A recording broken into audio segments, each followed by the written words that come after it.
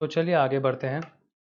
अब हम डिस्कस करेंगे बाइनोमियल मॉडल, जिसे रिस्क न्यूट्रल मेथड भी कहा जाता है। बाइनोमियल मॉडल तीन तरीके के होते हैं। सबसे पहला है वन पीरियड बाइनोमियल मॉडल। देखते हैं इसमें क्या होता है।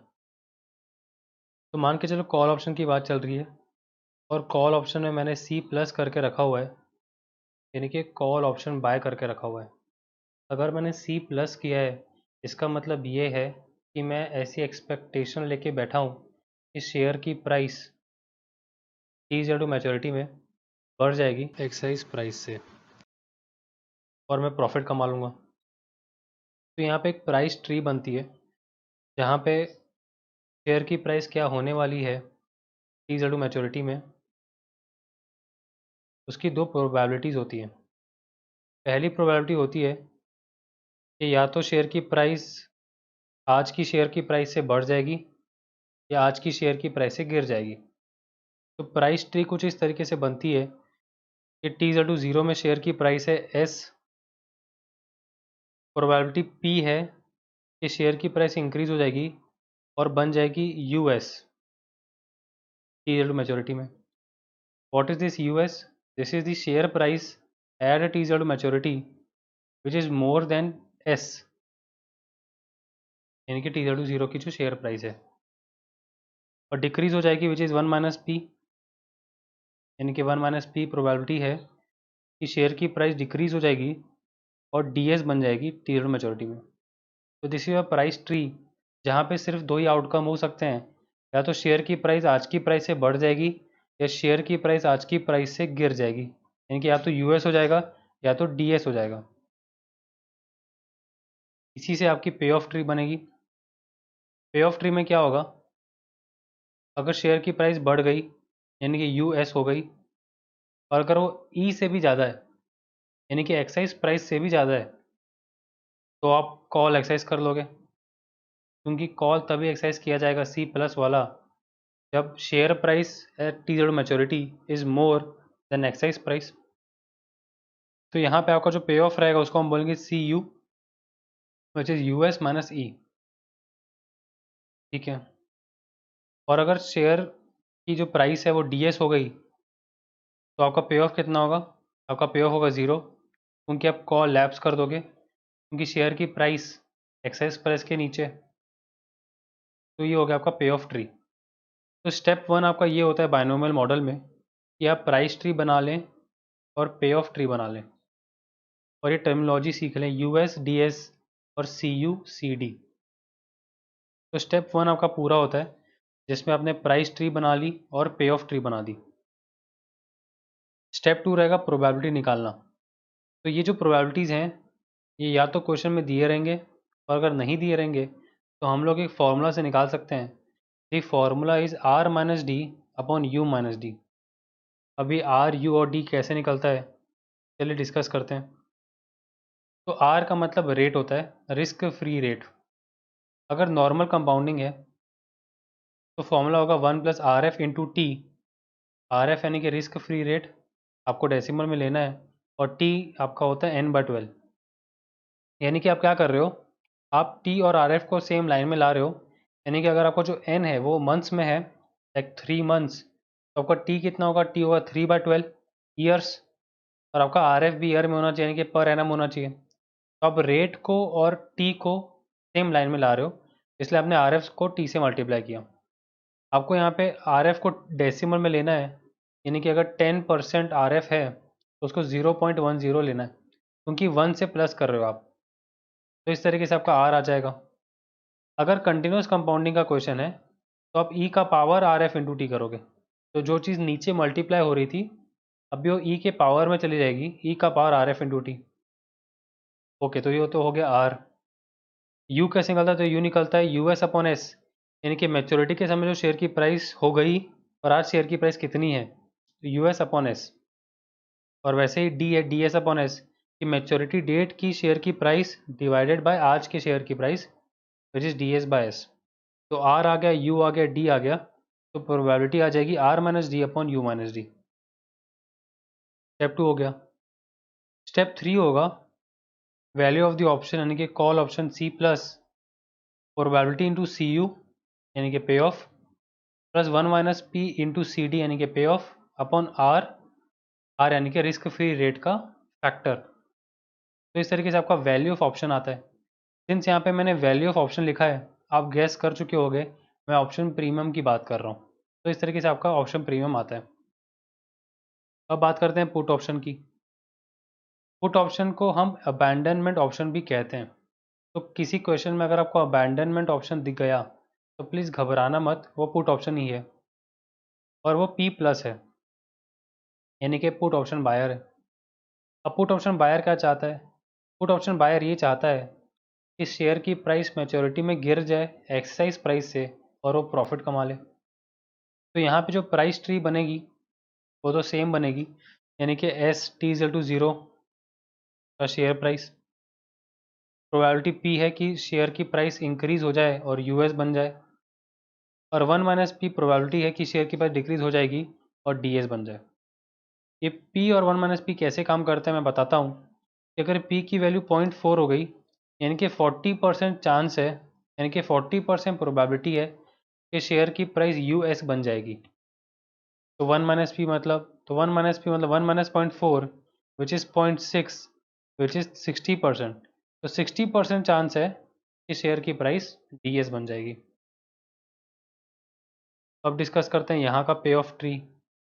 यहाँ पे अगर शेयर की प्राइस इंक्रीज हो गई तो पुट ऑप्शन बायर को लॉस होने वाला है, तो वो पुट को लैप्स कर देगा यानी कि पी यू यहाँ पे पे ऑफ होता है वो ज़ीरो हो जाएगा, क्योंकि अगर शेयर की प्राइस बढ़ गई तो ऑप्शन एक्सरसाइज नहीं होगा, ऑप्शन एक्सरसाइज नहीं होगा तो पे ऑफ ज़ीरो होता है, तो पे ऑफ ज़ीरो। लेकिन अगर शेयर की प्राइस गिर गई और एक्सरसाइज प्राइस के भी नीचे चली गई तो आपका पे ऑफ होगा E minus D S which is P D यानी कि पुट एक्सरसाइज्ड। तो यहाँ पे आपका पी यू ज़ीरो होगा और पी डी होगा ई माइनस डी एस। यहाँ पर भी सेम स्टेप्स फॉलो करने हैं। सबसे पहले प्राइस ट्री बना ली, फिर पे ऑफ ट्री बना ली, फिर प्रोबेबिलिटी निकाल दिया R minus D upon U minus D करके, और यहाँ पे वैल्यू ऑफ पुट ऑप्शन और वैल्यू ऑफ अबैंडनमेंट ऑप्शन निकल के आएगा P into P U plus 1 minus P into P D upon R. तो जहाँ पे सी यू सी डी था वहाँ पे पी यू पी डी कर देना है और सेम फार्मूला यूज़ करना है। ओके, तो बेसिकली बायनोमियल मॉडल होता क्या है? बायनोमियल मॉडल होता है वैल्यू ऑफ ऑप्शन निकालने का मॉडल यानी कि ऑप्शन प्रीमियम निकालने का मॉडल। और ये हमने डिस्कस किया वन पीरियड बायनोमियल मॉडल, यानी कि ये जो पार्ट है एस से लेकर के सी यू सी डी का, इसको बोलेंगे वन पीरियड।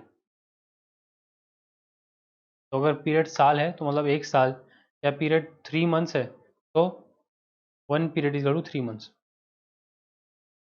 ओके, अब यहाँ पे बहुत ही इंपॉर्टेंट ऑब्जर्वेशन आ रही है। वो ऑब्जर्वेशन ये है कि the main difference between expected value of option concept and binomial model concept is that कि दोनों में वैल्यू ऑफ ऑप्शन तो निकल के आती ही है। अभी थोड़ी देर पहले हमने एक्सपेक्टेड वैल्यू ऑफ ऑप्शन सीखा जिसमें 6 कॉलम टेबल हमने बनाया और एक्सपेक्टेड वैल्यू ऑफ ऑप्शन निकाला। बट वहाँ पे आपने एक चीज़ नोटिस की होगी कि वहाँ पे आपका जो वैल्यू ऑफ ऑप्शन आता है वो टी टू मैच्योरिटी पे आता है, लेकिन बायनोमियल मॉडल में आपका value of option T to zero यानी कि वैल्यू ऑफ ऑप्शन टुडे निकल के आता है। ये कैसे हुआ? ये ऐसे हुआ कि अगर आप नोटिस करोगे यहाँ पे तो आपने जो न्यूमरेटर में आइटम्स लिए हैं वो क्या लिया है? वो लिया है पे ऑफ और प्रोबेबिलिटीज़। पी यू और पी डी आपका पे ऑफ है और पी और 1 माइनस पी आपका प्रोबेबिलिटी है। अगर कॉल ऑप्शन की बात करेंगे तो यहाँ पर भी न्यूमरेटर में क्या लिया है? तो न्यूमरेटर में आपने लिया है सी यू सी डी जो आपका पे ऑफ है और पी 1 माइनस पी आपकी प्रोबेबिलिटीज़ हैं। तो न्यूमरेटर में आपने लिया है पे ऑफ और प्रोबेबिलिटीज़, लेकिन इसको आर से डिवाइड कर दिया। आर यानी कि रिस्क फ्री रिटर्न के फैक्टर से डिवाइड कर दिया। तो कुल मिला के आप क्या कर रहे हो? कुल मिला के एक पीरियड के बाद यानी कि टी टू मैच्योरिटी में आपका पे ऑफ इंटू प्रोबेबिलिटी तैयार है यानी कि पी इंटू सी यू और 1 minus P into C D. तो पे ऑफ और प्रोबेबिलिटीज़ आपके टी इजिकल टू मैच्योरिटी पे खड़े हैं। अगर इसकी आप प्रेजेंट वैल्यू निकाल लो यानी कि आर से डिवाइड कर दो तो क्या आ जाएगा? तो टी इजिकल टू ज़ीरो में आपका वैल्यू ऑफ ऑप्शन आ जाएगा, चाहे वो value of option call option हो यानी कि ये वाला, या फिर वो पुट ऑप्शन हो यानी कि ये वाला। तो कुल मिला के आपने क्या किया, बाइनोमियल मॉडल में आपने पे ऑफ और प्रोबेबिलिटीज को मल्टीप्लाई किया, लेकिन वो तो टी इज टू मैच्योरिटी पे खड़े हैं, उसका प्रेजेंट वैल्यू निकाल लिया आर से डिवाइड करके, तो आप बोलोगे कि वैल्यू ऑफ ऑप्शन टुडे यानी कि value of option T is to zero में ये होने वाली है फॉर्मूला जो हमने सीखा अभी। लेकिन जो एक्सपेक्टेड वैल्यू ऑप्शन आपने सीखा था वो भी मैं आपको दिखा देता हूँ। वो क्या सीखा था, वो आपने इस तरीके से सीखा था, 6 कॉलम टेबल बनाया था। ये देखिए 6 कॉलम टेबल बनाया था, और यहाँ पर भी आप अगर 6th कॉलम को देखें तो आपने क्या किया है, आपने पे ऑफ को प्रोबेबिलिटी के साथ मल्टीप्लाई किया है। तो पे ऑफ और प्रोबेबिलिटी कहाँ पे खड़े होते हैं, तो पे ऑफ और प्रोबेबिलिटी खड़े होते हैं टी इजिकल टू मैच्योरिटी पे, क्योंकि पे ऑफ निकलता ही टी इजिकल टू मैच्योरिटी पे है। तो सिंस आपका पे ऑफ खड़ा है टी इजिकल टू मैच्योरिटी में, पे ऑफ इंटू पी किया, समेशन किया, एक्सपेक्टेड वैल्यू ऑप्शन तो आया, लेकिन कहाँ पे आया, तो वो आया एट मैच्योरिटी यानी कि T is equal to M.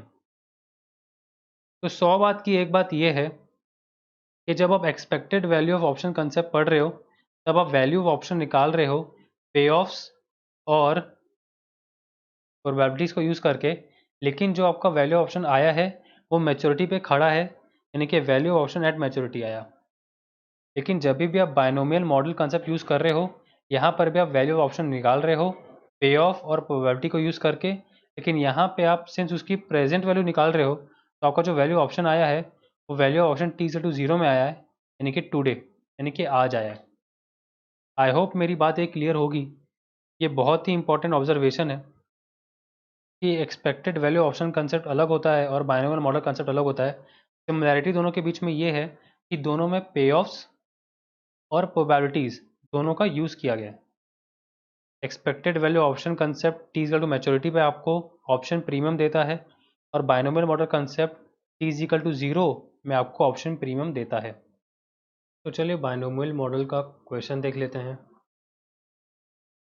The current market price of an equity share of Penchant limited is 420, यानी कि पेंचेंट लिमिटेड एक कंपनी है जिसके इक्विटी शेयर की आज की price T is equal to zero की मार्केट प्राइस 420 है। With in a period of 3 months the maximum and minimum price of it is expected to be 500 रुपये एंड 400 रुपये respectively.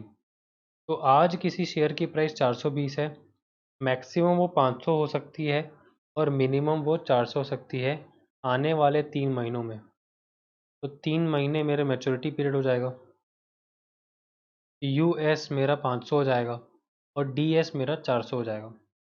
If the risk free rate of interest be 8% per annum, तो साल भर का rate दिया हुआ है 8% per annum, what should be the value of a 3 month call option under the risk neutral method यानी कि binomial model at a strike rate of 450। Strike rate या स्ट्राइक प्राइस या एक्साइज प्राइस तीनों का मतलब एक ही है, विच इज़ 450, गिवन ई का पावर 0.02।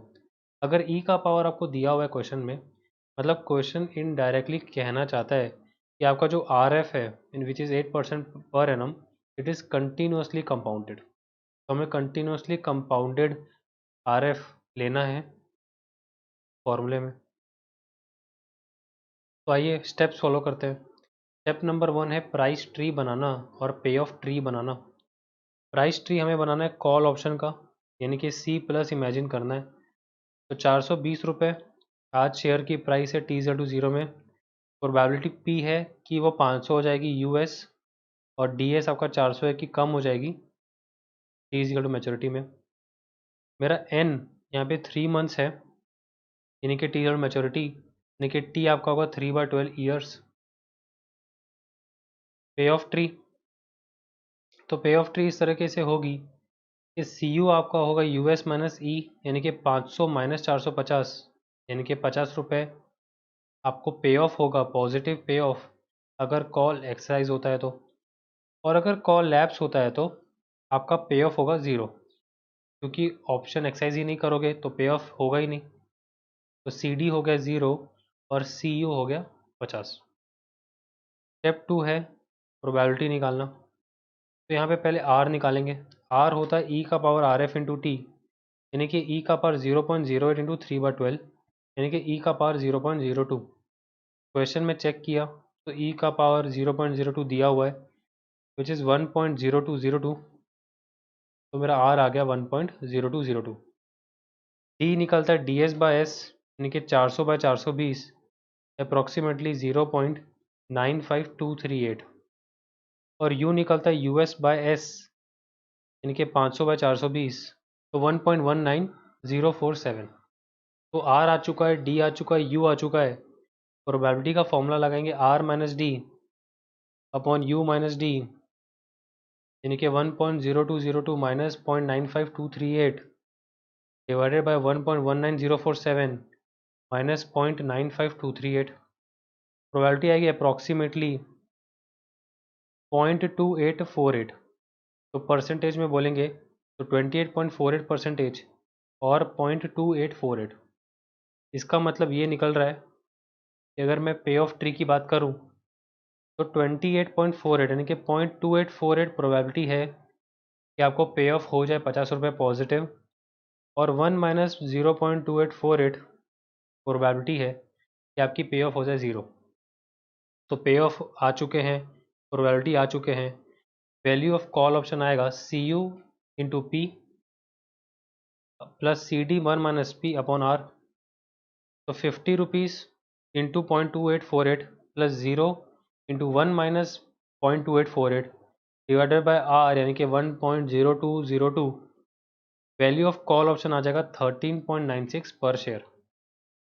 तो आंसर है 13.96। अब ये जो आपने वैल्यू ऑफ कॉल ऑप्शन निकाला, इसे हम कहते हैं theoretical option premium T is equal to 0, यानी कि should be option premium T is equal to 0, यानी कि ऑप्शन प्रीमियम ये होना चाहिए। तो जैसा कि हमने फ्यूचर्स में देखा था कि एक्चुअल फ्यूचर प्राइस अलग होती है टी इज इक्वल टू 0, और थ्योरेटिकल फ्यूचर प्राइस अलग होती है टी इज इक्वल टू 0, जो कि हम लोग कॉस्ट ऑफ कैरी मॉडल से निकालते थे वहाँ पे। फिर हमने जब फॉरवर्ड कॉन्ट्रैक्ट पढ़ा तो वहाँ पर भी हमने ये चीज़ देखी कि एक्चुअल फॉरवर्ड प्राइस अलग होती है और थ्योरेटिकल फॉरवर्ड प्राइस अलग होती है, और वहाँ पर भी cost of carry model use किया। यहाँ पे यानी कि ऑप्शंस कॉन्ट्रैक्ट में भी आपका जो ऑप्शन का प्राइस है, जिसे हम ऑप्शन प्रीमियम कहते हैं, उसका इस्तेमाल होगा। तो यहाँ पे actual option premium T is to 0 और theoretical option premium T is to 0 दोनों अलग चीज़ें होती हैं। Actual option premium T is to 0 का मतलब होता है शेयर मार्केट में उस ऑप्शन की वैल्यू क्या चल रही है, यानी कि उसकी प्रीमियम अमाउंट कितनी है। ठीक है, अगर आपको कॉल ऑप्शन बाय करना है तो कितना प्रीमियम पे करना पड़ेगा, पुट ऑप्शन बाय करना है तो कितना प्रीमियम पे करना पड़ेगा। वो हो गए एक्चुअल फिगर्स। दूसरे होते हैं थ्योरेटिकल फिगर्स, यानी कि शुड बी प्राइस, यानी कि इंट्रेंसिक प्राइस। तो जो आपने बाइनोमियल मॉडल अभी यूज़ किया, उसमें एक बात तो तय है कि वहाँ पे वो जो आंसर है वो टी इक्वल टू 0 में आएगा। वो मैंने आपको थोड़ी देर पहले एक्सप्लेन किया था कि बाइनोमियल मॉडल में वैल्यू ऑफ ऑप्शन, यानी कि expected value of option calculate तो होता है, लेकिन सिंस मैच्योरिटी वाले को आप पुल कर लेते हो पीछे, यानी कि उसकी प्रेजेंट वैल्यू निकाल लेते हो आर से डिवाइड करने के कारण, तो आपका जो आंसर आया है वो आया है टुडे, यानी कि टी इक्वल टू 0 में वैल्यू ऑफ ऑप्शन। तो वो आपका जो वैल्यू ऑप्शन आया है बाइनोमियल मॉडल यूज़ करके, that is your theoretical option premium T equal to 0, यानी कि that should be option premium, यानी कि ये ऑप्शन प्रीमियम होना चाहिए, है नहीं। तो कुल मिला के कंक्लूजन ये है कि actual option premium T is equal to 0 अलग होता है और theoretical option premium T equal to 0 अलग होता है। तो चलिए और क्वेश्चन देख लेते हैं। Call option on gold with excise price ₹26,000 पर 10 ग्राम and 3 months to expire is being traded at a premium of 1010 per 10 ग्राम। तो आपका अंडरलाइंग एसेट यहाँ पे गोल्ड है और आपका डेरिवेटिव है ऑप्शन कॉन्ट्रैक्ट, यानी कि call option on gold. Exercise price दिया हुआ है 26,000 पर 10 gram, maturity period 3 months, being traded at a premium 1010 का मतलब है कि आपकी actual option premium T is equal to 0 है 1010, ठीक है। It is expected that in 3 months time the spot price might change to 27,300 और 24,700 पर 10 ग्राम। तो स्पॉट प्राइस कई बार मैंने आपको बताया है और ऑप्शन कॉन्ट्रैक्ट में भी बताया है कि स्पॉट प्राइस का मतलब होता है एक्चुअल अंडरलाइंग एसेट की price T is equal to zero में। हमारे केस में अंडरलाइंग एसेट गोल्ड है, तो क्वेश्चन कहना चाह रहा है कि एक्चुअल गोल्ड की price T is equal to zero में जो थी वो हो सकती है 27,300 या 24,700 इन 3 months time. Okay, at present this option is at the money. तो ऑप्शन अगर एट द मनी होता है तो क्या होता है? तो ऑप्शन अगर एट द मनी एटीएम होता है तब शेयर की प्राइस और एक्साइज प्राइस बराबर होती है। ऐसा कब है? तो ऐसा एट प्रेजेंट है, यानी कि आज। यानी कि excise price is equal to share की price T equal to zero, यानी कि शेयर की price T equal to zero दी हुई है 26,000। And the rate of the interest with simple compounding is 12% per annum. तो सिंपल कंपाउंडिंग का मतलब है नॉर्मल कंपाउंडिंग, और आरएफ दिया हुआ है 12% per annum. Is the current premium for the option justified? Evaluate the option and comment. चलिए देखते हैं कि हमारा अंडरलाइंग एसेट है गोल्ड, डेरिवेटिव है ऑप्शन कॉन्ट्रैक्ट, हमने यहाँ पे कॉल ऑप्शन किया है यानी कि सी प्लस किया है, ठीक है। क्वेश्चन में कहीं पर भी सी प्लस या सी माइनस की बात नहीं की है, तो मैं अज्यूम करूँगा कि मैं सी प्लस किया हूँ, क्योंकि जो बाइनोमियल मॉडल हमने देखा उसमें हम लोग ये अज्यूम करते हैं कि बंदे ने सी प्लस किया है, या फिर पुट ऑप्शन की बात चल रही तो पी प्लस किया है, तो अज्यूम करेंगे कि सी प्लस किया है। यानी कि एक्सपेक्टेशन है कि गोल्ड की प्राइस बढ़ते जाए एक्साइज प्राइस से। तो स्टेप नंबर 1 है प्राइस ट्री। प्राइस ट्री के सबसे पहले हमको चाहिए रहता है एस। यहाँ पे एस लेंगे 26,000, क्योंकि क्वेश्चन कह रहा है कि at present the option is at the money, यानी कि E is equal to S T equal to zero, यानी कि 26,000 जो आपका एक्साइज प्राइस है वही आपका शेयर का आज का प्राइस है।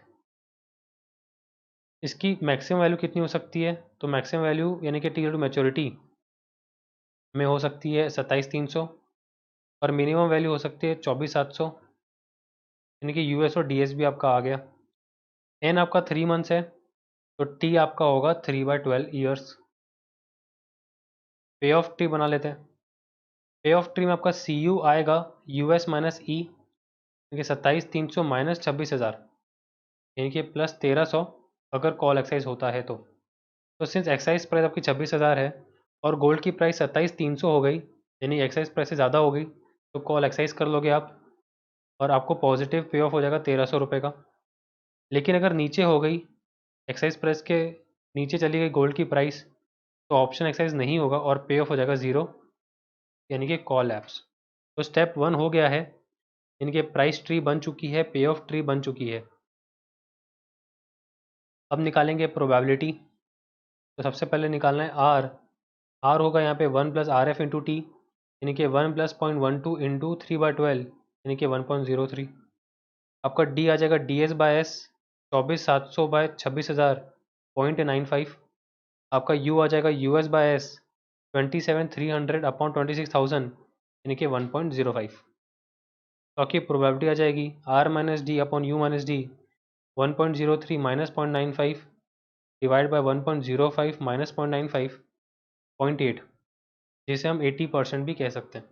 तो 80% चांस है कि गोल्ड की प्राइस आने वाले 3 महीनों में 26,000 से 27,300 हो जाए, और 20% यानी कि 1 माइनस 0.8 यानी कि 0.2 यानी कि 20%, तो 20% चांस है कि गोल्ड की प्राइस 26,000 से 24,700 हो जाए, ठीक है। तो प्रोबेबिलिटी आ गई और पे ऑफ भी आ गए। तो प्रोबेबिलिटी आ गया, पे ऑफ आ गया, तो value of call option today यानी कि टी इज टू ज़ीरो आ जाएगा, which is C U into P plus C D into 1 minus P upon R. तो 1,300 into 0.8 plus 0 into 1 minus 0.8 divide by 1.03।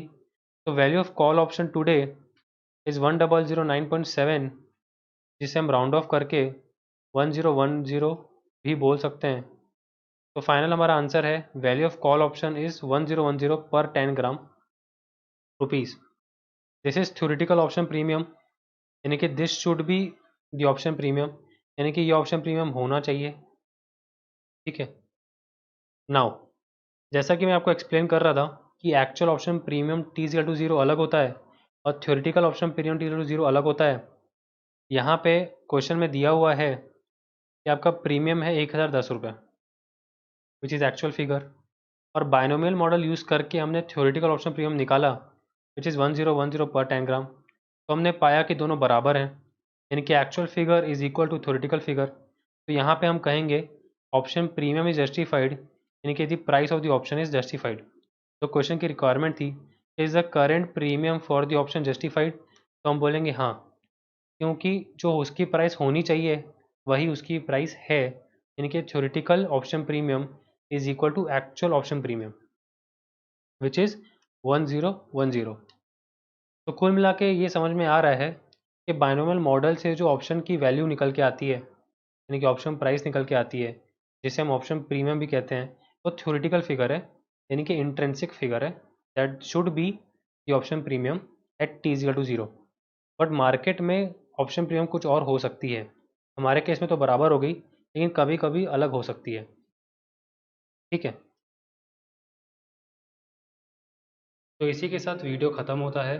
अगर आपको वीडियो पसंद आया हो तो प्लीज़ वीडियो को लाइक ज़रूर कीजिएगा। तो हमारा टारगेट है 5000 सब्सक्राइबर्स का, यानी कि #road to 5K।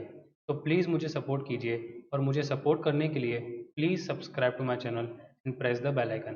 Thank you so much.